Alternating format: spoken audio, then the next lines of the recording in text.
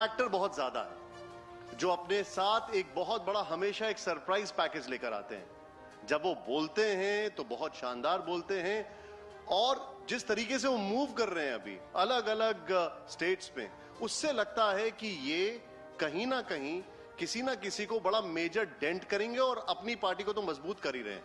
अभी इनके अलायंस बनने शुरू हुए हैं यूपी में। मैं बात कर रहा हूं एक ऐसे व्यक्ति की जिसको बहुत ज्यादा इंट्रोडक्शन की जरूरत नहीं है।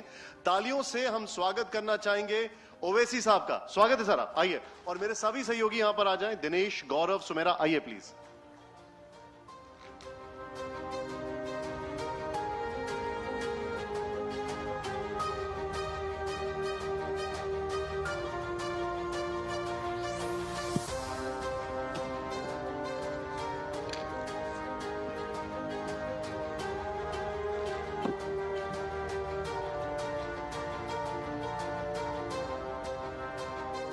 तो जैसा अभी आपने सुना, ये अपने आप में बताने के लिए काफी है कि हमारे साथ जो जुड़ रहे हैं उनका नाम क्या है। उसके बाद किसी परिचय की आवश्यकता नहीं रह जाती, क्योंकि जब वो बोलते हैं तो बाकी सब सिर्फ सुनने का काम करते हैं। कई बार लोग ये जरूर जानना चाहते हैं कि असद ओवैसी जब बोलते हैं तो कई बार आंखें बंद क्यों रहती हैं उनकी, आंखें बंद करके क्यों बोलते हैं वो?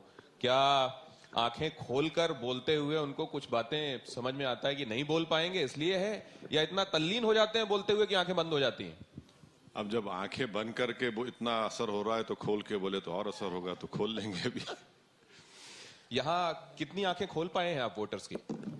नहीं, आंखों के साथ दिल भी खोल दिए हैं, और सोच में भी एक पैदा हो चुकी है कि अब हिस्सेदारी की लड़ाई है, और हिस्सेदारी की लड़ाई में लोग इस बात को समझ चुके हैं कि माजी में जो पिछले चुनाव में जो होता था कि उनका एक्सप्लॉयटेशन होता था और सिर्फ वोट लेने के बाद उनको भुला दिया जाता था, तो अब के बार ऐसा नहीं होगा। लेकिन यहाँ आके आपको समझ में आया होगा, माजी जब कह रहे हैं असद ओवैसी तो पास्ट जो गुजरा हुआ वक्त है उसके लिए माजी कहा जाता है उर्दू में। लेकिन यहाँ आके इनको समझ में आया होगा कि यहाँ माझी भी है, केवट भी है, मल्लाह भी है, और इस तरह की बहुत सारी बातें हैं इसके आसपास जो यहाँ के लोगों को माजी के बहुत सारे मतलब आपको समझाने पड़ते होंगे। यहाँ आके कुछ पेचीदगियां आपको अलग समझ में आई। कहते हैं असद ओवैसी वो नहीं रह गए जो पहले थे।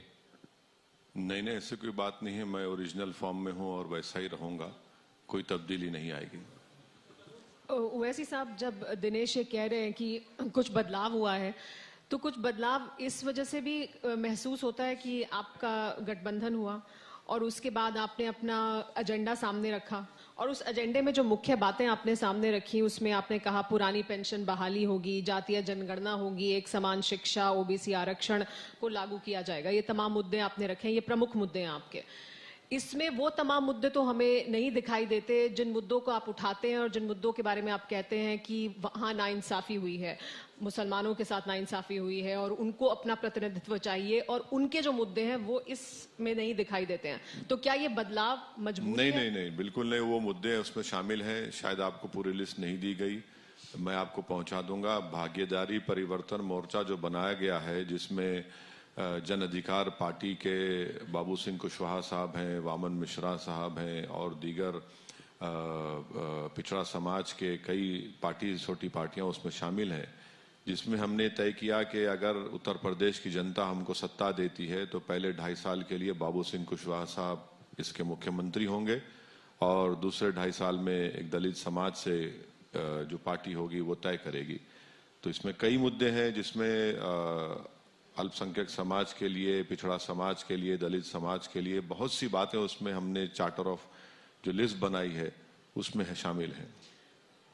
कौन से ऐसे खास मुद्दे हैं जो मुसलमानों से जुड़े हैं? जिसमें मुसलमानों से जुड़े ये है कि स्कॉलरशिप का मसला है स्टूडेंट्स को, जिसकी बिना पर आप देखते हैं कि हाईएस्ट ड्रॉप आउट रेट मुसलमानों में है। उसमें यह भी मसला है कि मदरसा टीचर्स का जो 40% शेयर है स्टेट गवर्नमेंट का, जो योगी सरकार नहीं दे रही है, उसको भी उसमें रखा गया है।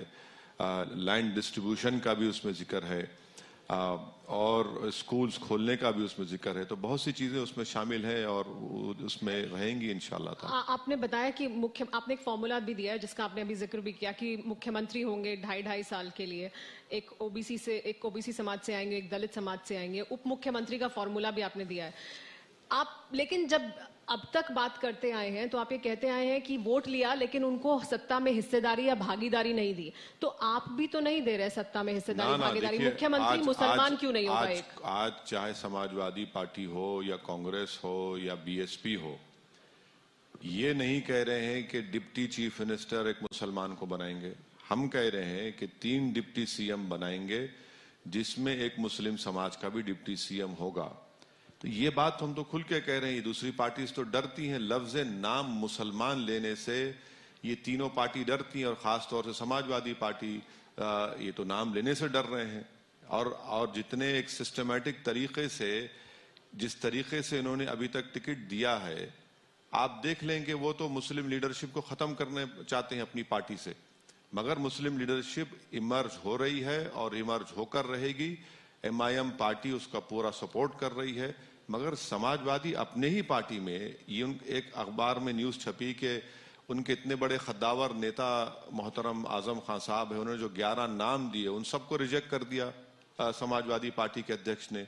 जब एक फाउंडर है समाजवादी पार्टी तो चुनाव लड़ा रहे, उनके बेटे को और उनको दोनों नहीं, जो उन्होंने जो लिस्ट दी है उसमें से 11 नामों को रिजेक्ट कर दिया गया है। पर समाजवादी पार्टी के घर में क्या चल रहा है? लिस्ट दी और उन्हें रिजेक्ट कर दिया, ये आपको ये मीडिया में कैसे पब्लिक इंफॉर्मेशन है, तो मीडिया में आया। ये टाइम्स ऑफ इंडिया अखबार में, कई अखबारात में न्यूज छपी। और हम जानते हैं कि लोगों से मिले भी हैं, उनका नाम लेना ठीक नहीं होगा, मगर ये तो हो रहा है। अच्छा, लेकिन आपने वापस मुख्यमंत्री के सवाल पर जवाब नहीं दिया कि क्या मुसलमान इतनी आबादी नहीं है उनकी कि एक मुख्यमंत्री उनका भी हो सकता है 2.5 साल के लिए? यकीनन होगा, मगर अब जब हमारा जो समीकरण हमने जो अलायंस किया है उसमें बात तय की है कि बाबू सिंह कुशवाहा साहब इस अलायंस के पहले 2.5 साल मुख्यमंत्री होंगे और 5 साल एक डिप्टी सीएम मुसलमान होगा। मैं तो चैलेंज कर रहा हूं कि समाजवादी, बीएसपी, कांग्रेस को बोलो तुम ये कर सकते नहीं कर सकते, अनाउंस करो। नहीं करेंगे क्योंकि इनको ये डर है कि अगर ऐसा करेंगे तो हमको दूसरे हिंदू भाइयों का वोट नहीं मिलेगा। हम ये तो नहीं कह रहे ना, हम तो अल्फाज चाप कर नहीं कह रहे, हम तो साफ कह रहे हैं कि अगर उत्तर प्रदेश की जनता हमको अपने आशीर्वाद से, अपने दुआओं से नवाजेगी तो ये हमारे वो जो कह रही है उसका मतलब मैं आपको समझा देता हूं। आपने हमेशा ये कहा कि मुसलमान ने दरी बिछाने का काम किया है। सुनिए, मैं आज भी आपको नहीं, मैं समझ गया हूं। मैं आज भी आपको कह रहा हूं कि हिस्सेदारी की हमारी लड़ाई है और हिस्सेदारी की लड़ाई जारी रहेगी।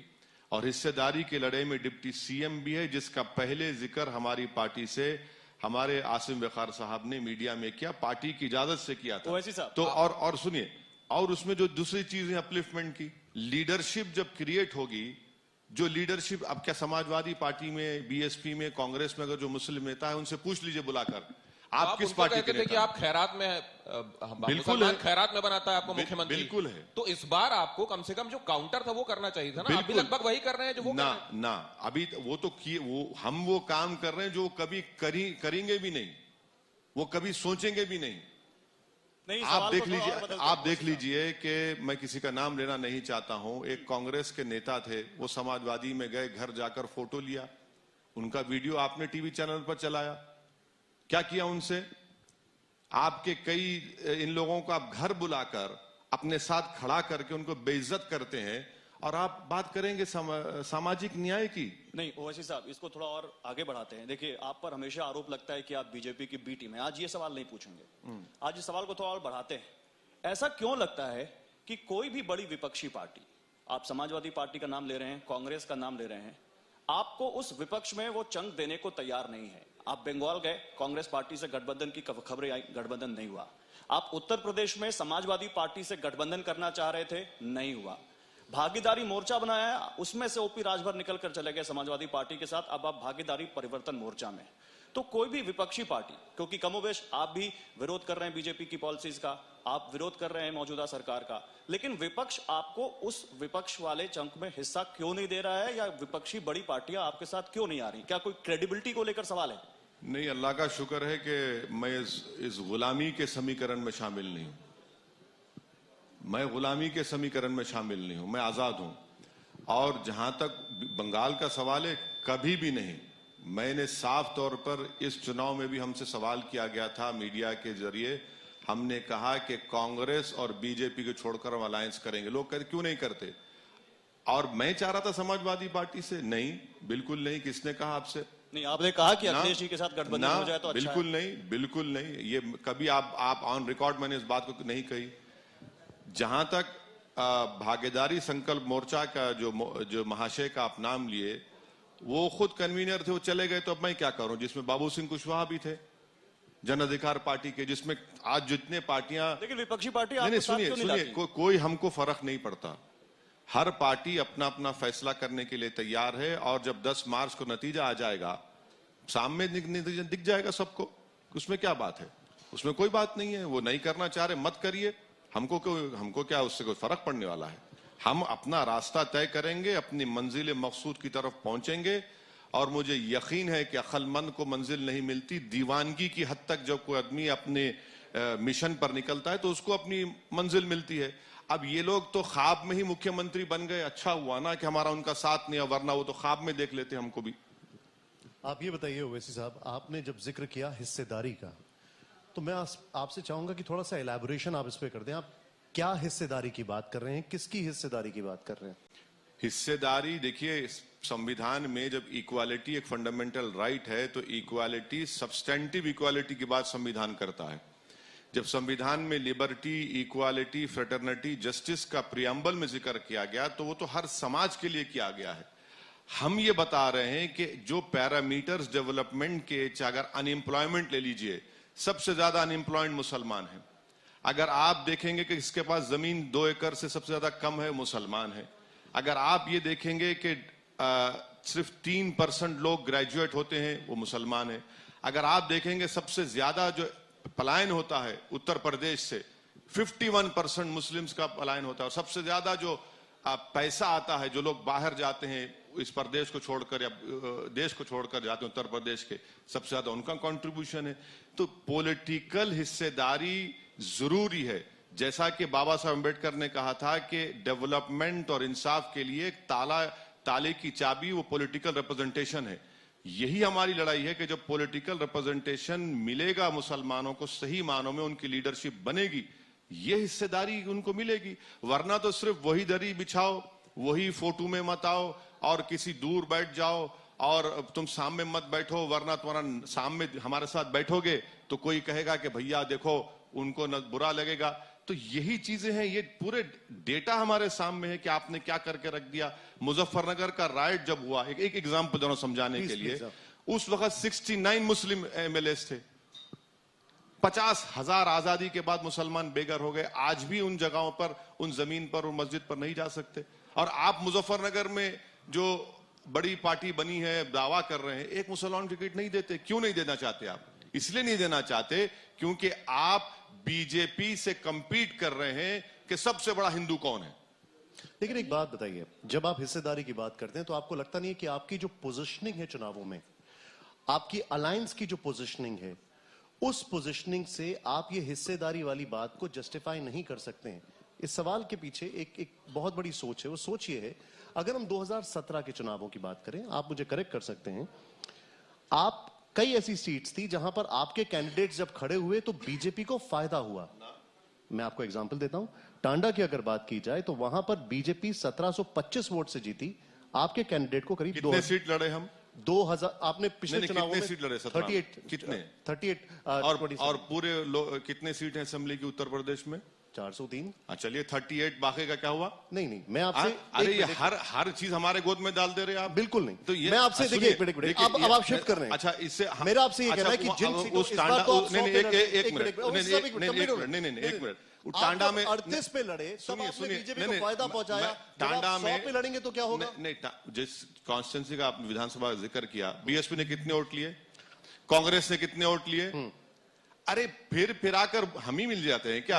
देखिए, ये चुनाव क्यों देखिए, एनालिसिस को कोई भी कैसे ट्विस्ट कर सकता है। सुनिए, चुनाव क्यों लड़ा जाता है? किसी को हराने के लिए, या किसी को जिताने के लिए, खुद क्यों जिताने के लिए? हम लड़ेंगे तो यकीनन कोई हारेगा। देखिए, तो अब ये कौन सी बात हुई? देखिए, अगर ऐसा बात होगी तो सुनिए, मेरी बात सुनिए, आपको और लेमेन्स लैंग्वेज समझा रहा हूं। भाई, हेमंत साहब TV9 क्यों शुरू करे? टीआरपी दूसरों की कम हो गई है? ये कोई बात है? कंपटीशन होना चाहिए। जब तक कंपटीशन होगा तभी तो वैल्यू बढ़ेगी। तो अब आप सीरियस है ना भाई, जब टीवी में कंपटीशन हो सकता है तो पॉलिटिक्स में क्यों नहीं हो सकता? मुझे एक बात और नुकसान फायदा ये देखिए, ये क्या कोई साहूकार की दुकान है भाई? हर चीज में कंपटीशन होना चाहिए। आपका ये कि ये लोग यही तो समझ रहे हैं ना कि नहीं, मैं आपको बता रहा हूँ, नहीं सुनिए, ये मैं आपको खत्म कर रहा हूँ। ओवैसी साहब शायद उनको मैं खत्म कर रहा हूँ, उनको बात शायद आप आसानी से समझा दें। अगर उन्हें ये बता दें कि आपका मकसद क्या है, भारतीय जनता पार्टी को हराना या उसे जिताना? मेरा मकसद भारतीय जनता पार्टी को हराना हो तो शुरू दिन से रहा है। तो ये कह रहे हैं कि जो आपकी राजनीति है उससे वो जीतेगी। नहीं हेमंत साहब, ये मकसद जनसंघ से यही मकसद रहा है, ये मकसद जनसंघ से रहा है।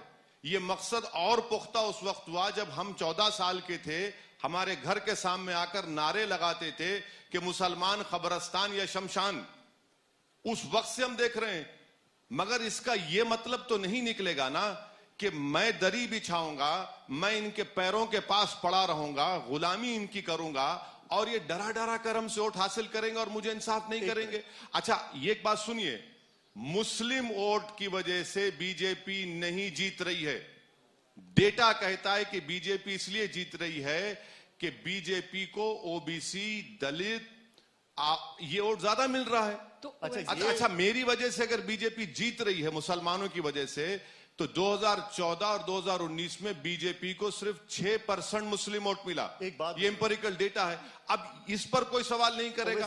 इस पर सवाल इसलिए नहीं होता कि आप जितनी देर से अभी बात कर रहे हैं 20-25 मिनट से, आप लगातार समाजवादी पार्टी के खिलाफ बात कर रहे हैं, बीजेपी के खिलाफ कब बात किया? आप पूछ लीजिए, हम बोल रहे हैं आपको। आप नहीं पूछे तो हम क्या करेंगे? नहीं तो इस सवाल को और बड़ा कर देते हैं ना ओवैसी साहब। लेकिन जो नहीं, बारी बारी से पूछिए, मैं बैठा हूं आप चारों के दरमियान में, आराम से पूछिए, कहीं नहीं जाने वाला हूं। आपने कहा मुसलमान वोट की वजह से नहीं जीत रही है, ओबीसी वोट मिल रहा है, दलित वोट मिल रहा है। अब तो आपने गठबंधन कर लिया, ओबीसी, दलित, मुसलमान, यही तो है आपका गठबंधन। तो ये सारे वोट भी तो आपको मिल रहे हैं। आप यही तो हम कह रहे हैं, ये सामाजिक न्याय है, ये सामाजिक न्याय है जिसको अंग्रेजी में कहते हैं ये रेनबो कोएलिशन है। जब कुशवाहा, बाबू सिंह कुशवाहा साहब बाबूजी हमारे साथ हैं, वामन मिश्राम साहब साथ हैं, ये सही मानों में सामाजिक न्याय की लड़ाई होगी। नहीं तो तब ये अब ये सुनिए, अब आप देखिए कि बीएसपी और सपा मिलकर 2019 का चुनाव लड़े। मैथमेटिक्स के ऊपर तो जीत जाना चाहिए था, मगर क्या हुआ, नहीं जीत पाए। 14 में हम नहीं थे, आप अखिलेश हार गए। अखिलेश के लीडरशिप में 3 चुनाव सपा हार चुकी है। नहीं तो असदुद्दीन ओवैसी कंपटीशन की बात कर रहे हैं अगर, तो फिर उनके लिए सबसे बड़ा कॉम्पिटिटर कौन है? बीजेपी है, समाजवादी पार्टी है, कोई और है? कौन है? देखिए, जब आप इलेक्शन लड़ते हैं तो आपकी जिम्मेदारी पहली यह है कि आप हर अपने मुखालिफ जो पार्टी के कैंडिडेट है उसकी इज्जत करें, उनसे आपका मुकाबला है। नहीं तो कौन चुनौती है आपके लिए? हर विधानसभा में किसी पार्टी का एक उम्मीदवार स्ट्रांग होता है तो आपका मुकाबला उनसे होता है। और मेरा मानना यह है कि अखिलेश यादव में और योगी आदित्यनाथ में कोई फर्क नहीं है। एक सिक्के के दो रुख हैं ये लोग। घुमंड के एतबार से, गुरूर के एतबार से, मनमानी करने के एतबार से, इंडिविजुअल अपने डिसीजंस लेने के एतबार से, कोई इन दोनों में फर्क नहीं है। आपने अभी तक जितनी बार भी बोला, अखिलेश जी के लिए बोला, योगी जी के लिए बोला, बीएसपी को लेकर आपने कभी कुछ नहीं बोला। और आप पूछिए ना, आपको मैं बैठा हूं, आप पूछे तो बोलेंगे। बीएसपी को लेकर जो हमारी आपसे आखिरी बार बातचीत हुई थी उसमें भी आपने कहा था कि वो एक ऑप्शन है, वो भी ऑप्शन आपके साथ क्यों नहीं हो पाया, क्यों मटेरियलाइज नहीं हो पाया, उसके पीछे की क्या वजह? देखिए, आज मैं डिस्क्लोज कर रहा हूं, हमारे पार्टी अध्यक्ष शौकत साहब से राज्यसभा के एक बीएसपी के एमपी ने 4 मर्तबा मुलाकात की लखनऊ में, 4 मर्तबा की। मैं उनका नाम नहीं लेना चाह रहा हूं। राजी हो गए थे, फिर उसके बाद अचानक वो अपना फैसला बदल लिए। तो ठीक है, वो उनका फैसला है, हमको उससे कोई मतलब नहीं है। आपने इसका ये मतलब नहीं है कि देखिए, हम पर ये भी तो इल्जाम लगता है कि आप अलायंस नहीं करना चाहते। अरे हम तो बातचीत किए, अब आप नहीं करेंगे तो मैं क्या करूं? आप क्या वजह है, आपको क्या लगता है? नहीं, क्यों आपसे अलायंस करने में झिझक है? देखिए, किसी को भी फॉर दैट मैटर। बिहार में तो बीएसपी हमारे साथ थी। यूपी में क्या हुआ? नहीं, बिहार में कुशवाहा साहब के साथ हम अलायंस में थे और हम 5 सीट जीते, अलायंस में थे, वहां पर बीएसपी भी उसमें शामिल थी। अब उत्तर प्रदेश का मैं देखिए, कोई अगर पार्टी अपना फैसला लेती है तो उनसे पूछना चाहिए, मैं कैसा बोलूंगा उनकी तरफ से। उत्तर प्रदेश में आपको सीरियसली नहीं ले रहे हैं, आपको पॉलिटिकली आपको सीरियस कैंडिडेट नहीं मानते हैं, या आपको खतरा मानते हैं? नहीं, अब तो मान चुके हैं कि खतरा है और इंशाअल्लाह ताला ये जीत में तब्दील होगा। अब पहले के इनको ये बात समझ चुके हैं कि 2017 की एमआईएम पार्टी नहीं है, क्योंकि पिछले 5 साल में बड़ी मेहनत हमारे पार्टी के तमाम मेंबर्स ने, लीडर्स ने मेहनत की है, एक बहुत मुकाम पैदा किया है। हम लोग जिला परिषद के चुनाव में भी हमारे 19-20 लोग जीते हैं, कई मुकामात पर दूसरे नंबर पर आए हैं। तो यकीनन अब इनको लग रहा है तकलीफ हो रही है, इसीलिए तो चीख पुकार कर रहे हैं। अच्छा ओवैसी साहब, एक सवाल सामने से। मैं एक सवाल करना चाह रहा हूँ, या आपके सवाल का जवाब भी हो सकता है कि एक तो सीधे सवाल का ओवैसी साहब टेढ़ा जवाब देते हैं, वो सीधी बात नहीं कहना चाह रहे हैं, बार बार उसको पूछा जा रहा है। आपने वो जो सवाल किया उसमें भी वही बात निहित है। ये सीधी बात ये है जो लोगों की समझ में आ रही है, जो आंख खोल के वोटर आपको देख रहा है, मैं तो एक वोटर ही हूँ, कि आप जिनको मुसलमानों का सबसे ज्यादा सपोर्ट मिलता है जिस पार्टी को, उसके आप सबसे बड़े आलोचक हैं और आप उसी का वोट काट रहे हैं। तो अगर कहीं पे उसको जीतने की संभावना भी है बीजेपी से, आप बीजेपी को हराना भी चाहते हैं, लेकिन जहां बीजेपी की हारने की संभावना है और समाजवादी पार्टी की जीतने की संभावना है, वहां आप समाजवादी पार्टी के वोट काट करके और उसको जितवा देते हैं। 10 तारीख इसका आप जवाब नहीं देते। 10 तारीख के दिन, और ये जनता समझ रही है। सुनिए, सत्ता सब समझ रही है। सुनिए जी, आप समाजवादी को वोट डालेंगे? ये मैं क्यों नहीं, बताऊं आपको? अरे ये तो बताना आपके बोलने से जाहिर हो रहा है। नहीं, मैं तो बताऊंगा आपके नहीं। बोलने से जाहिर हो रहा है ये कि तो आप मैं- समाजवादी को वोट डाल लेंगे। तो आपका बायस्ड ओपिनियन, आपका ओपिनियन बायस्ड है। आप देखिए, और आपने अपने बायसनेस से इनकी भी इंटेग्रिटी को मुतासिर कर दिया। सर वो एंकर नहीं है, वोटर है बस। अरे आप उनका नाम लेकर बोल दिया। अब आप अरे वोटर अब को- देखिए, अब आप वोटर को भी बायस कहेंगे। अब मैं स्ट्रेच कर रहा हूं इसको। हाँ, करिए। देखिए 2019 में मैं लड़ा इलेक्शन यहां पर, जी बताइए। कौन जीता 19 में? आप तो बड़े अक्लमंद आदमी हैं, आपको समझ में हर चीज आ जाती है। 2019 में 75% मुसलमानों ने एसपी बीएसपी को वोट दिया। जी कितने जीते? 15। और अखिलेश के पास 5 में 3 मुसलमान, बीएसपी में 2 मुसलमान। अब बताइए बाकी सीट पर मोदी जी क्यों कामयाब हो गए? मेरी वजह से। मैं क्या आपके ख्वाब में आया था? क्या मेरे पास कोई शयातीन है जो उड़कर जाकर कहे कि भैया मत तोड़ दो, उनको दे दो? हम यही तो आपसे कह रहे हैं कि मुसलमान के वोट की वैल्यू उसी वक्त होगी जब आप अपनी इंडिपेंडेंट लीडरशिप को पैदा करेंगे, वरना दरी बिछाओ, वरना घर में जाओ और फोटो लो और भगा दिया जाता है। आप बताइए 4 मर्तबा के विधायक को मिलते नहीं है। इसीलिए हम कह रहे हैं कि ये डेटा भी ये बताता है कि जहां हमारे पास 7 एमएलए हैं तेलंगाना में, आपको मालूम सर 60,000 मुसलमान बच्चे और बच्चियां गवर्नमेंट के रेजिडेंशियल स्कूल में 6th क्लास से 12th क्लास तक पढ़ रही हैं। यहां पर हाईएस्ट ड्रॉप आउट रेट किसका है? मुस्लिम्स का है। ये मैं जिम्मेदार हूं। 3% ग्रेजुएट होते हैं। जिनको हमने वोट दिया उन्होंने मुजफ्फरनगर का फसाद दिया।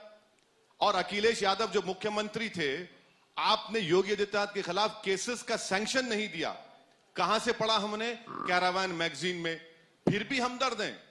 जब यूएपीए का बिल पार्लियामेंट में पास हो रहा था, जिस पर एक इंस्पेक्टर एनआईए का दिल्ली में बैठकर किसी यूपी के मुसलमान को टेररिस्ट घोषित कर सकता था, अखिलेश की सरकार पार्टी उसकी तायीद की। आप बताइए फिर कौन सी मोहब्बत है? माफ कीजिएगा, मेरी तो सीमाएं हैं प्रश्न नहीं, मैं आपको, मुझे ये कहा गया कि मैं प्रश्न पूछूं, भाषण न दूं, बिल्कुल लेकिन पूछिए। आप उत्तर नहीं दे रहे हैं, आप भाषण दे रहे हैं। बिल्कुल नहीं है। मैं हर- आपको हर दलाइल दे रहा चुनाव- हूं। अच्छा ठीक। मैं आपको दलाइल दे रहा ओवैसी साहब। हूं। मैं आपको एग्जाम्पल्स दे रहा हूं जो आपको हजम हो नहीं पा रहा तो मैं है। नहीं जीत पाऊंगा। आपको मैं दलाइल दे रहा हूं जो आपको हजम नहीं हो पा रहा है, क्योंकि आप समाजवादी के लफाजी वोटर मुझसे हैं हजम आप। नहीं, आपकी ओवैसी लफाजी साहब, नहीं हजम हो रही मुझसे। मैं आपसे एक परसेप्शन बेस्ड सवाल पूछ रहा हूं एंड आप you are free to correct me. पहले परसेप्शन ये था कि जब ओवैसी साहब लड़ते हैं तो मुस्लिम वोट कटता है। अब परसेप्शन ये बन रहा है कि ओवैसी साहब के साथ बाबू सिंह भी आ गए हैं। अब जो ओबीसी वोट जाने वाला था उस तरफ, वो भी कट रहा है। इसके ऊपर आप क्या कहेंगे? अरे भाई, क्या ओबीसी वोट किसी का वो है? क्या गुलाम है? किसी का खैदी है क्या? इनमें इंडिपेंडेंट थिंकिंग नहीं रखते क्या ये लोग?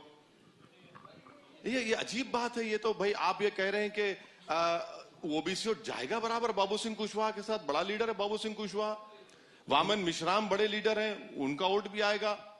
बिन बिरादरी के हैं, जात वो कम्युनिटी के, वो भी आएगा। अरे भाई वोटर को तो यही तो जमहूरियत का मजा है, ये डेमोक्रेसी है, वरना तो फ्यूडलिज्म हो जाएगा कि नहीं मैं हूं, मैं बड़ा हूं और मेरी गुलामी करो। नहीं, लेकिन जिन अरे सर ये कंपटीशन जरूरी है, होगा कंपटीशन। कंपटीशन जरूरी है, लेकिन कंपटीशन में एक चीज जो अनडिनाइबल है वो है परसेप्शन और इमेज। क्या परसेप्शन? वही मैं अरे कहे का परसेप्शन? नहीं, ये आप नहीं, कोई परसेप्शन नहीं, ये बाबू सिंह कुशवाहा नहीं, कोई बाबू सिंह कुशवाहा के लिए कोई परसेप्शन हमारे नहीं है। मैं आपसे ये ऑन रिकॉर्ड बोल रहा हूं, बाबू सिंह कुशवाहा ने हमारे सहयोगी से बातचीत में दिसंबर में कहा कि हम बीजेपी के साथ जा सकते हैं।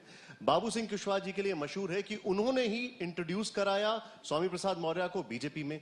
अब वही बाबू सिंह कुशवाहा के साथ आप जा रहे हैं, क्या समझा जाए? अरे बाबू सिंह कुशवाहा साहब के ताल्लुक से ये बात आप कह रहे हैं तो हमारे साथ है वो। अब ऑन रिकॉर्ड कहा है नहीं कहा, मैं तो नहीं सुना हूं ये बात, मैं पूछ लूंगा। आप चेक कर लीजिएगा, मैं बता रहा हूं। नहीं, अब स्वामी प्रसाद मौर्य की बेटी बीजेपी में, अखिलेश परिवार की बहू बीजेपी में। ओवैसी साहब सुनिए एक मिनट, ये बीजेपी और समाजवादी पार्टी में एक मशीन है। उस बीजेपी में क्रिमिनल को मशीन में डाल दो, वो दूध का धुला निकलेगा। समाजवादी पार्टी में संघ परिवार का चला जाए, वो सेक्युलर हो जाएगा। ये मशीन है ना इनके पास, आने आईएसआई ट्रेडमार्क की मशीन इन दोनों के पास है। अच्छा ओवैसी साहब सुनिए, एक सवाल अब, क्योंकि अब वोट काटने से आगे की बात को लेते हैं। हाँ ठीक है, हमारा पूछिए। बाबू सिंह कुशवाहा रहेंगे साथ में ना चुनाव के बाद भी? बिल्कुल रहेंगे। मतलब ऐसा उन्होंने आपको पक्का आश्वासन दे मैडम दिया? देखिए, जो हमसे हाथ मिलाता है ना, हम उसका हाथ नहीं छोड़ते। वो छोड़ दे तो नहीं, मुझे नहीं मालूम, हम तो बराबर उनका साथ देंगे इंशाल्लाह। हम तो ठहरेंगे उनके साथ। हम तो चाहेंगे कि ये भागीदारी परिवर्तन मोर्चा 2024 तक जाए, पार्लियामेंट चुनाव, बल्कि उससे आगे भी जाए। क्यों ना जाए? जब हम उनको मुख्यमंत्री का अपना कैंडिडेट मान रहे हैं तो हम इंशाल्लाह पूरा साथ देंगे। चलिए ठीक है, फिर आपको शुभकामनाएं आपके भागीदारी परिवर्तन मोर्चे के लिए। लेकिन ओवैसी साहब थोड़ा बात को आगे बढ़ाते हैं। हो गई आपके भागीदारी परिवर्तन मोर्चे की बात, अभी हम और करेंगे। गृह मंत्री अमित शाह ने अपने डोर टू डोर कैंपेन की शुरुआत कैराना से की है। कैराना का मुद्दा 2017 में बहुत रहा, 2019 में रहा, और एक बार फिर ऐसा लगता है कि 2022 में भी वो मुद्दा बनाने की कोशिश कर रहे हैं। और जब हम और आप बात कर रहे हैं तो उनका मथुरा का भी कार्यक्रम है। आपको मालूम है कैसे डिप्टी सीएम का एक मथुरा को लेकर ट्वीट आया था। असदुद्दीन ओवैसी इस रणनीति को कैसे समझते हैं? क्या मैसेज देने की कोशिश है? देश के होम मिनिस्टर हैं, लखीमपुर खीरी से शुरू करते पद यात्रा, कौन रोका उनको? हाथरस चले जाते, कौन रोका उनको? 2 जगह चले जाते, लखीमपुर खीरी चले जाते। मैं देश का गृह मंत्री हूं और मेरे बगल में मेरा जूनियर मंत्री है जिसकी गाड़ी से 4 किसानों की मौत हुई। मैं आया हूं आपको वोट मांगने के लिए, वोट दे दो बाबा। आप हाथरस चले जाते, उस घर पे चले जाते जहां पर उस बच्ची की अंतिम संस्कार में उसके घर के परिवार को ठहरने नहीं दिया गया। कौन रोका आपको? आप उन गंगा पर बहने वाली लाशों के घर पर चले जाते जिनको आपकी सरकार ने ऑक्सीजन नहीं दिया और बोलते बाबा वोट दे दो हमको, हमने ऑक्सीजन नहीं दिया आपको। आप उन बच्चों के घर चले जाइए।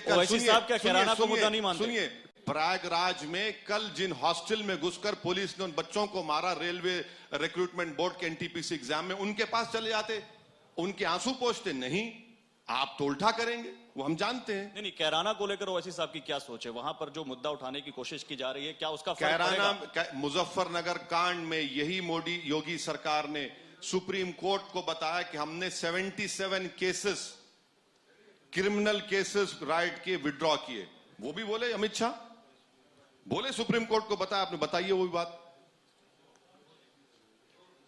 एक और सवाल ओवैसी साहब, TV9 भारतवर्ष ने एक सर्वे किया मुस्लिम वोटर्स के बीच में, और हमने उनसे पूछा कि वो किसे इस बार वोट देना चाहते हैं। तो 80% लोगों का कहना है कि वो उस पार्टी को वोट देना चाहते हैं जो बीजेपी को हराने में सक्षम हो, और इसके लिए उनको लगता है समाजवादी पार्टी एक मुफीद पार्टी है। और ओवैसी को केवल 7% मुसलमान मानते हैं कि वो बीजेपी को हरा पाएंगे, यानी 80% मुसलमान मानते हैं कि बीजेपी को हराने वाले को वोट देंगे और सिर्फ 7% मानते हैं कि आप हराने में सक्षम हैं।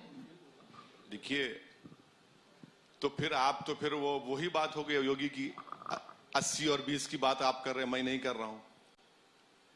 मैं आपको बता रहा हूं सर्वे हुआ है, मगर कैंडिडेट्स के डिक्लेरेशन के बाद बहुत से हालात बदल चुके हैं।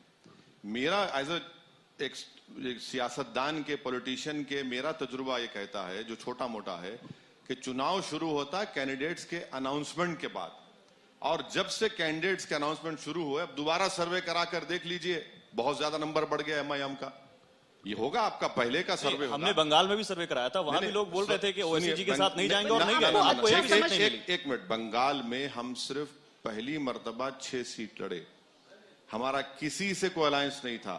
हाँ, हमारी वो मौलाना साहब से हम उनके घर गए थे, बातचीत किए थे उनसे, मगर उनसे कोई अलायंस नहीं हुआ। उनसे कांग्रेस का उनसे अलायंस हुआ था। वो मौलाना साहब कांग्रेस और सीपीआई मिले, तो देख लीजिए। ओवैसी साहब, ये सर्वे कल हुआ है, यानी आपके गठबंधन के बाद भी और सीट के अनाउंस होने के बाद भी। ठीक है, बहुत अच्छा है। तो क्या सर, मेरा सवाल से जुड़ा हुआ ये, तो क्या आपको अच्छा समझते हैं कि आप प्रतिनिधित्व की बात कर रहे हैं, लेकिन उन्हें लगता है कि आप जिताने में सक्षम नहीं है या हराने में सक्षम नहीं है बीजेपी को, क्योंकि हरा नहीं सकते तो शायद वोट ना दें। आपका सर्वे कोई कुरान की आयत नहीं है, आपका सर्वे है, और हो सकता है कि टेलीफोनिक सर्वे होगा, और बहुत से अगर इन सर्वों को मान लिया, हमारे रिपोर्टर्स गए थे, टेलीफोनिक नहीं था। एक मिनट, अगर इन सर्वेस को मान लिया जाए तो फिर सरकार कौन बना रहा है, वो भी सर्वे आ रहा है। सरकार कौन बना, वो भी तो सर्वे आ गया ना, वो भी तो बोलिए कौन बना रहा है सरकार। फिर आप पूछ लीजिए समाजवादी पार्टी से एग्री करते नहीं करते, बीएसपी से पूछ लीजिए, कांग्रेस से पूछ लीजिए। आप लोगों ने सर्वे किया तो आपने तो इलेक्शन ही खत्म कर दिया। नहीं, इलेक्शन कहाँ खत्म किया, वो तो सिर्फ ये सवाल है कि आपको लोग मानते हैं, मुसलमान पब्लिक ये मानती है कि वो बीजेपी को हराने वाले को वोट करेगी, और उसके लिए उन्हें लगता है कि मुफीद पार्टी जो हरा सकती है, जिसका ग्राउंड पर कार्य करता है, एक संगठन है, वो समाजवादी पार्टी। आपको नहीं मान रहा है ऐसा? समाजवादी पार्टी में और बीजेपी में कोई फर्क नहीं है। मुजफ्फरनगर डिस्ट्रिक्ट में एक भी आप मुसलमान को टिकट देने से डर गए, क्यों डर गए, वो आप उनसे पूछ लीजिए। समाजवादी पार्टी ने, इनका एक रिकॉर्ड है जो मिस गवर्नेंस की वजह से जो बीजेपी को मौका मिलता बोलने का कि अपीसमेंट, तुष्टीकरण, कुछ नहीं किया उन्होंने।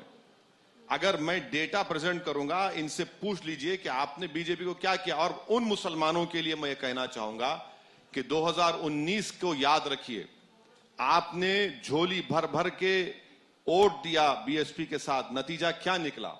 हम ये कह रहे हैं कि वोट एमआईएम पार्टी को इसलिए दीजिए ताकि हिस्सेदारी की लड़ाई में आपकी अपनी लीडरशिप पैदा हो सके, आपके कैंडिडेट जीतें, जो विधानसभा में जाकर गूंगे अंधे बनकर ना बैठे नाइंसाफियों के खिलाफ, बल्कि आवाज उठाएं। 2019 मतलब आप भी बलिदान ही मांग रहे हैं ना मुसलमानों से, कि आप बलिदान कर दीजिए, अभी वोट दे दीजिए, भले ही बीजेपी की सरकार बन जाए, आप यही कहना चाहते हैं उनसे? बिल्कुल, हम बिल्कुल एक बार और बलिदान दीजिए ताकि आपकी लीडरशिप खड़ी हो। हम ये कह रहे हैं कि असदुद्दीन ओवैसी की खातिर नहीं, अपने खातिर, अपने बच्चों के मुस्तकबिल के खातिर अपने आप को नेता बनाइए और इस भागीदारी परिवर्तन मोर्चा का साथ दीजिए ताकि बीजेपी को रोक सके, दोबारा योगी मुख्यमंत्री ना बने। अखिलेश यादव और इनका जो अलायंस हुआ है वो नहीं रोक पाएंगे बीजेपी को, मैं जिम्मेदारी के साथ कह रहा हूं आपको। ये भी पूछा जा रहा है असद साहब कि आप जिन बातों को बड़ी प्रखरता से उठाते रहे, जिसमें एक बाबरी का मसला भी था, सुप्रीम कोर्ट का फैसला भी था, उसको भी आप गाहे बगाहे उसका मेंशन करते रहे, अब वो बातें कहीं गायब होती हुई दिखाई दे रही हैं। तो क्या जो ब्रांड आइडेंटिटी है आपकी AIMIM की, असदुद्दीन ओवैसी की, वो फिलहाल उन्होंने एक तरफ रखी हुई है क्या, और आने वाले दिनों में आपकी ब्रांड आइडेंटिटी जो है वो डाइल्यूशन तो नहीं हो जाएगा उसका? ब्रांड योगी कैसे बर्बाद हो रहा है बताता हूं आपको। उत्तर प्रदेश में पॉवर्टी 29.4% है, इंडिया में 21% है। ब्रांड योगी कैसे बर्बाद हो रहा है देख लीजिए। पर कैपिटा इनकम जो यूपी में 27% था 5 साल पहले, आज 9.23 हो गया। ब्रांड योगी और मोदी कैसे बर्बाद होगा आप देख लीजिए कि यूपी में यूथ अनएम्प्लॉयमेंट, ग्रेजुएट में जो 5 साल पहले 21 था, आज 51% ग्रेजुएट अनएम्प्लॉयमेंट है। टेक्निकल डिप्लोमा के सर्टिफिकेट 66% है। आप बताइए ये कौन सा ब्रांड की बात कर रहे हैं जो एक एग्जाम नहीं करवा सकते बगैर आज शाम को वो आ रहे हैं सर, उनसे भी पूछूंगा उनके ये पूछ लीजिए, ये पूछ लीजिए। लेकिन सर अभी तो आपसे जवाब चाहिए। देखिए हमारा फिलहाल आपके जो हमारे ब्रांड की फिक्र मत करिए, हमारा ब्रांड सुबह क़यामत तक बरकरार रहने वाला है। हमारा जो ब्रांड है वो ओरिजिनल ब्रांड फॉर है। द टाइम बीइंग आपने कुछ चीजों को किनारे रखा है। ना, कोई किनारे नहीं रखा। हमारा जो ब्रांड है, हम जैसे आपको दिखते हैं वैसे ही है। हमारे ब्रांड में कहां फर्क है? आपको फर्क नजर आ रहा है? नहीं तो आप क्या समझते हैं? आप जो बात कहते रहे कि राम मंदिर बनने के संदर्भ में सुप्रीम कोर्ट के फैसले के संदर्भ में अभी इस वक्त आपकी सोच क्या है? सुप्रीम कोर्ट के ताल्लुक से जस्टिस जे.एस. वर्मा ने कहा था, चीफ जस्टिस ऑफ इंडिया ने, supreme court is supreme but not infallible. ये असदुद्दीन ओवैसी ने कहा था। ये जस्टिस जे.एस. वर्मा, जिनको बाज लोग बड़ा बेहतरीन जूरिस्ट और जज मानते हैं, उन्होंने कहा था। सुप्रीम कोर्ट का फैसला आ गया, वो सुप्रीम कोर्ट का फैसला मानना तो पड़ेगा ना। तो यहां पर राम मंदिर के बनाने को लेकर भारतीय जनता पार्टी बड़ी प्रमुखता से बातें कहती है लोगों के बीच में, तो आप ये बातें कहेंगे ना लोगों के सामने जाकर कि ये चैलेंजेबल है और ये कभी भी किसी भी भारतीय जनता पार्टी से हम ये पूछना चाह रहे हैं कि 6 दिसंबर 1992 को जो क्रिमिनल सीबीआई ने इन्वेस्टिगेशन किया, जिसमें ट्रायल कोर्ट ने कह दिया कि कोई मुलविस नहीं है, आप अपील क्यों नहीं करते? अपील तो करना चाहिए ना, रूल ऑफ लॉ के तहत आपको, सरकार को। नहीं, फिर ओवैसी साहब की तकरीरों से मुद्दा गायब तो- अरे सुन तो लीजिए आप। अभी तो असल मुद्दे पे आप आए, आपके टीआरपी के, सुन लीजिए। हाँ। तो आपने मक्का मस्जिद का बॉम्ब ब्लास्ट, आपने अपील नहीं करते उसमें। ये ट्रेन का ब्लास्ट हुआ, आप उसमें अपील नहीं करते। क्यों नहीं करते भाई? आप तो टेररिज्म को कुचलना चाहते हैं ना, तो कुचलिए ना, अपील तो करिए। फिर किसने किया? यही तो हमारा मुद्दा है, यही तो हमारा आपके सवाल है। साथ बाबू सिंह कुशवाहा या आपके दूसरे सहयोगी जो जुड़े हुए हैं, जो जाति के ताल्लुक से कुछ भी हो लेकिन धर्म के ताल्लुक से हिंदू हैं, बिल्कुल उन है। सबके लिए आपका संदेश क्या है? राम बिल्कुल मंदिर है। के मुद्दे पर आपका संदेश ये है कि सुप्रीम कोर्ट ने कुछ भी कहा हो, जस्टिस वर्मा ने ये कहा था। देखिए, जस्टिस वर्मा जो ने कहा था वो तो ऑन रिकॉर्ड कहा था। बाबू सिंह कुशवाहा अपने मजहब पर चलेंगे, उसमें कौन रोक रहा है? पर चलना भी चाहिए। क्या बाबू सिंह कुशवाहा कह रहे हैं कि बस मेरा ही मजहब की डोमिनेशन चलेगा, दूसरा कोई नहीं चलेगा? नहीं कहते हैं। क्या वामन मिश्राम साहब इस बात को कह रहे हैं? नहीं कह रहे हैं। कौन मेजॉरिटेरियनिज्म को प्रमोट कर रहा है? कौन प्रमोट कर रहा है? कौन इस तरह की नफरत पैदा कर रहा है? अच्छा, आप हिंदू धर्म की बात कर रहे हैं। अरे भाई, हस्तिनापुर को कृष्णा सर्किट में क्यों शामिल नहीं किया आपने? वो भी तो एक तारीखी जगह है, आपने नहीं शामिल किया उसको। नहीं, हम ये जानना चाह रहे हैं ओवैसी साहब, फिर आपकी तकरीरों में वो मुद्दा है? क्योंकि तकरीरों में मुद्दा गायब रखा जब तकरीर होगी तो टीवी 9 पे लाइव दिखाइए, मजा आ जाएगा। जब हमारी भी टीआरपी बढ़ेगी। अभी नहीं, अभी तो से तकरीरें हम अरे देख रहे हैं, ओवैसी उसमें साहब, गायब है ये मुद्दा इस समय। अरे सुनिए ना, अब हम क्या बोलेंगे, आपको क्यों कहेंगे? बोलेंगे जरूर, जब आपको उसमें अच्छा, मजेदार एक बात बताइए तो इस्तेमाल असद करिए। सर, एक बात बस एक मिनट में मैं फ्री करता हूँ असद जी को, फिर आप बात कर लीजिएगा मेरी तरफ आप से। दोनों ही लड़ रहे हैं हमसे। नहीं, मैं तो उनसे इजाजत मांग हाँ, रहा पूछ था। लें, और पूछ हम लोगों के बीच में ठीक ठाक ट्यूनिंग है। अच्छा है, चिंता अच्छा, मत कीजिए। बहुत अच्छी बात है, वेरी गुड। ये बताइए कि ये AIMIM में जो मुस्लिमीन है,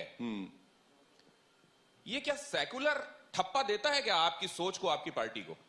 देखिए, आप ये सवाल करने से पहले मैंने पहले भी हम आपके बाजू जो बैठे थे, हमने उनको कैमरा पर भी, ऑन रिकॉर्ड और ऑफ द रिकॉर्ड भी उनको समझाया और बोला, जब किसी पॉलिटिकल पार्टी का इलेक्शन कमीशन ऑफ इंडिया में रजिस्ट्रेशन होता है तो पहली शर्त ये होती है कि उसको भारत के संविधान को मानना पड़ता है। ये पहली शर्त है एक पॉलिटिकल पार्टी के लिए। अब रहा सवाल नाम का, Akali Dal, Shiv Sena, AIADMK, DMK, TRS, TDP, ये सब क्या है भाई? ये क्या है बताइए? मैं तो आपसे आपकी पार्टी के विषय हाँ, में बात करूंगा, उनसे उनसे बात करूंगा। हाँ, तो पूछ लीजिए। हमारी पार्टी में हम भारत के संविधान को मानते हैं और मानते रहेंगे। अच्छा, तो आप हमेशा कहते हैं ये बात, हाँ। कॉन्स्टिट्यूशन की बात आप कहते हैं, उसमें सेकुलरिज्म का जो उल्लेख है उसकी बात करते हैं। हाँ। कॉन्स्टिट्यूशन में मुख्यमंत्री के बनाए जाने को लेकर क्या व्यवस्था है सर? कैसे बनता है एक मुख्यमंत्री?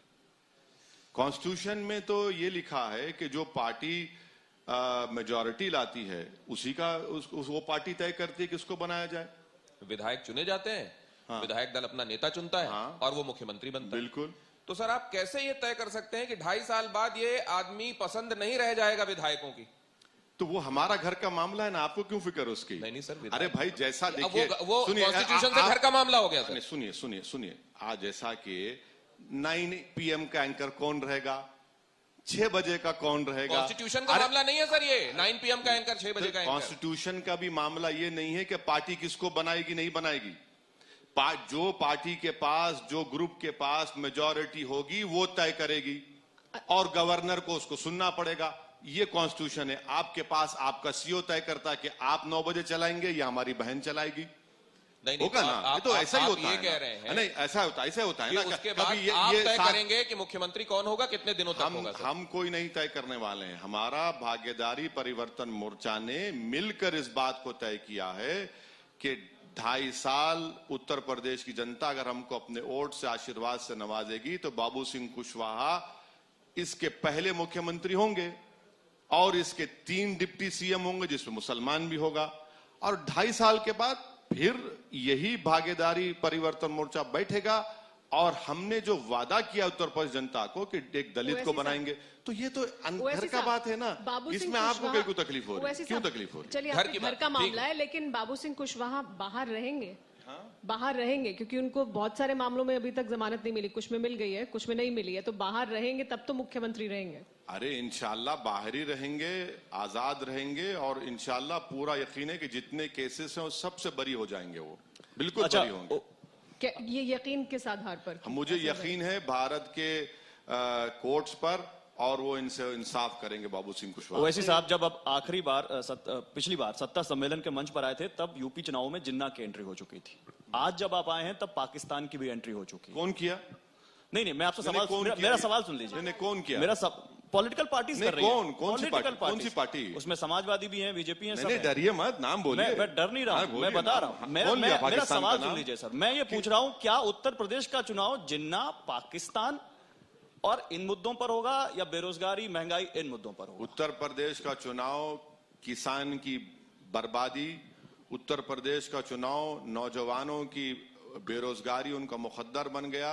उत्तर प्रदेश का चुनाव कोविड के सेकेंड वेव में गंगा में बहती हुई लाशें, जिसको योगी सरकार ने उनको यतीम और लाचार बनाकर छोड़ दिया। उत्तर प्रदेश का चुनाव सामाजिक न्याय सही मानों में कमजोरों को उनका हिस्सा मिले, उस पर होगा। ये मुद्दों पर होगा। अब जिसको पाकिस्तान से इतनी मोहब्बत है, मुझे नहीं मालूम कि यहां पर क्यों पाकिस्तान को लेकर है। मेरी जबान से तो नहीं निकला, मगर दूसरों की जबान से निकलता है तो लगता है कि कुछ ऑर्गेनिक कनेक्शन है इनका पाकिस्तान से।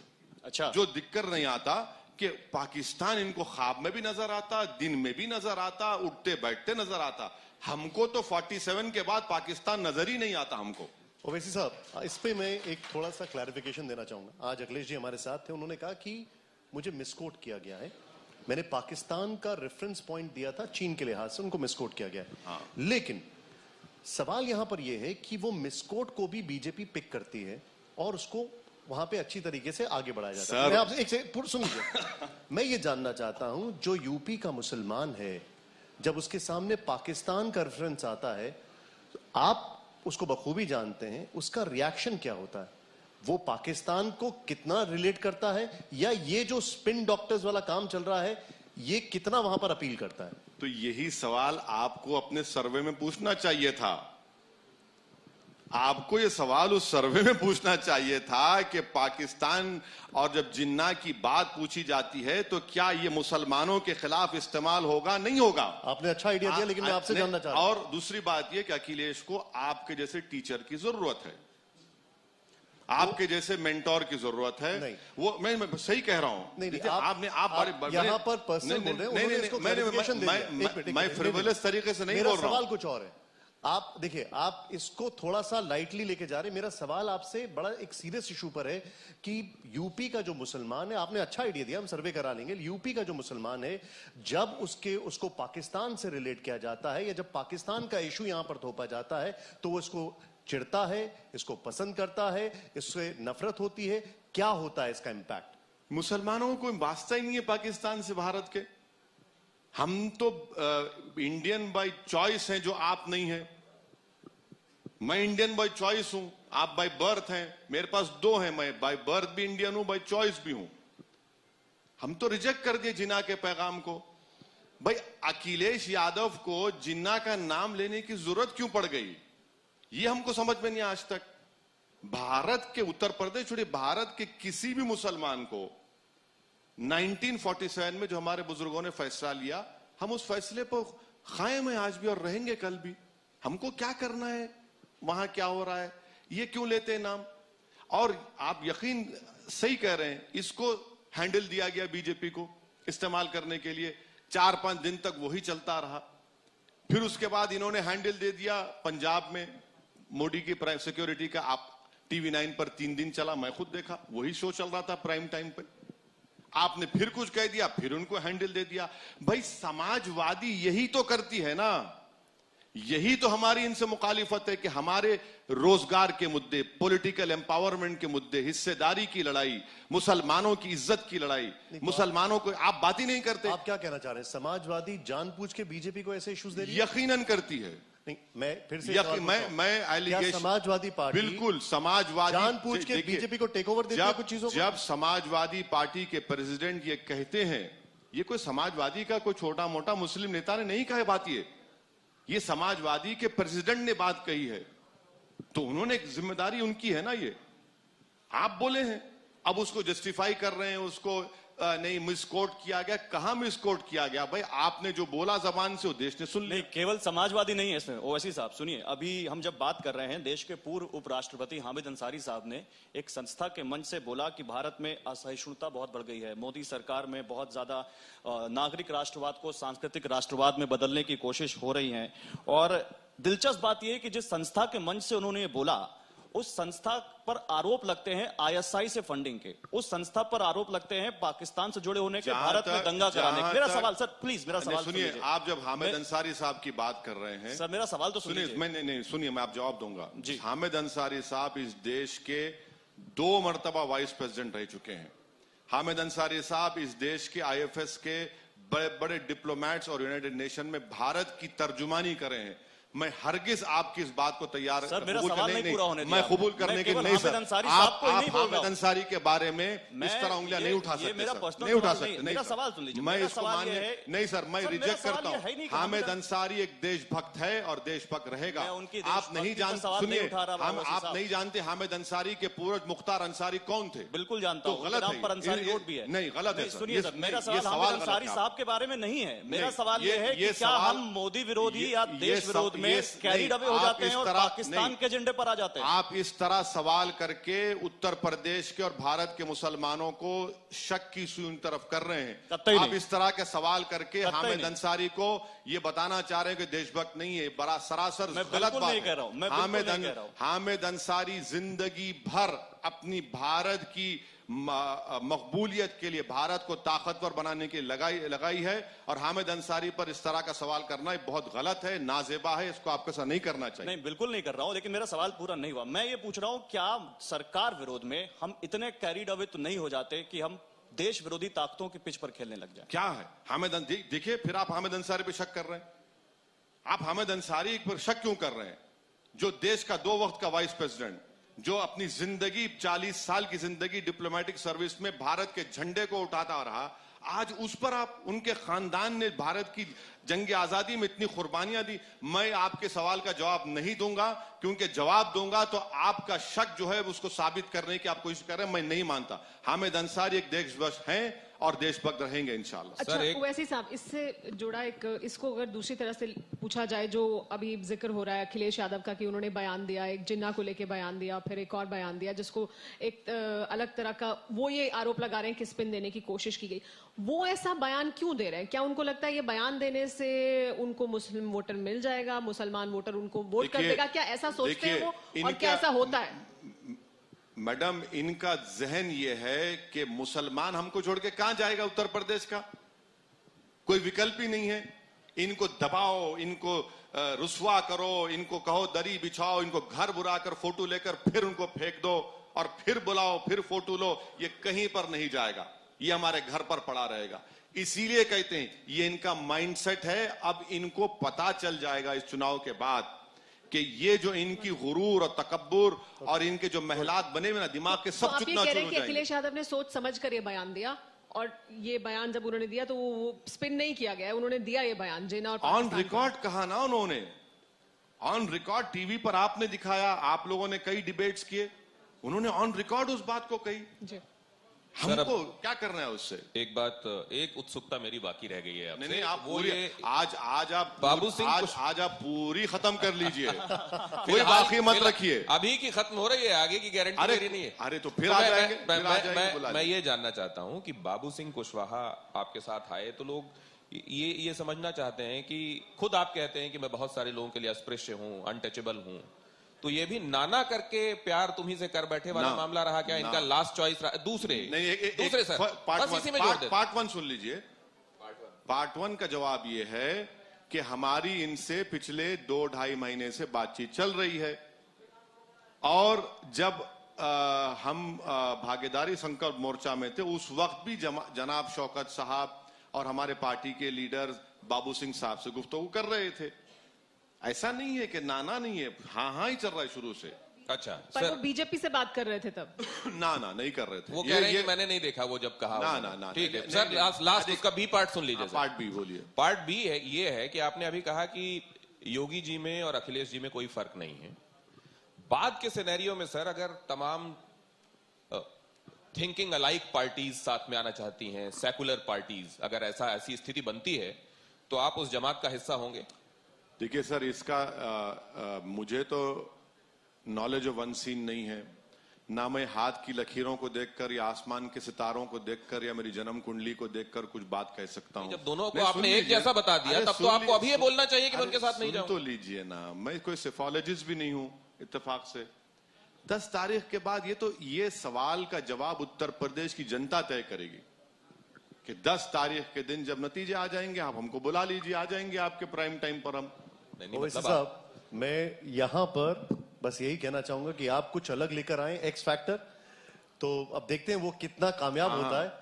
लेकिन ये भी बहुत बड़ा सवाल है कि ओवैसी साहब की जो अपील है यहां के मुस्लिम वर्ग में या ओबीसीज में जो इनका अलायंस है उसमें कितनी होगी। खैर, उसके लिए हमें इंतजार करना पड़ेगा। बहुत बहुत शुक्रिया हमारे साथ जुड़ने के लिए, बहुत बहुत आभार आपका। फिलहाल वक्त एक ब्रेक का, लेकिन ब्रेक के बाद भी अलग अलग सेशंस जारी हैं, कहीं मत जाइए।